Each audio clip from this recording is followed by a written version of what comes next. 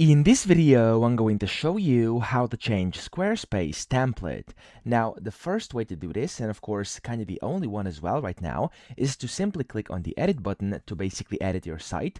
And then you want to click on this button top right where you can see site styles. And from here, you have themes, fonts, colors, etc. And via that, you can kind of change your template. Now, this is not the same as template, but it's the closest thing to it because unfortunately right now, if you want to change your entire template, you'll have to basically start from scratch and create a new site. And of course, you can then copy the components, stuff like that, but that takes a lot of time. So the easiest way and the closest way of doing this is by changing the theme over here. So in this version of Squarespace, you want to click on themes over here. And as you can see, you can change themes. And whenever you do that, everything will change. So if I click on this one, for example, as you can see, buttons have changed, fonts have changed, everything has basically changed over here, like the shapes, stuff like that. Things get different, okay? And that kind of gives you not a different template, but kind of a different layout, a different theme for your site, okay? So that's the first way to kind of do it. And then for more customization, you could just go over here. You could change like main fonts on the site. You could change color themes, schemes, stuff like that.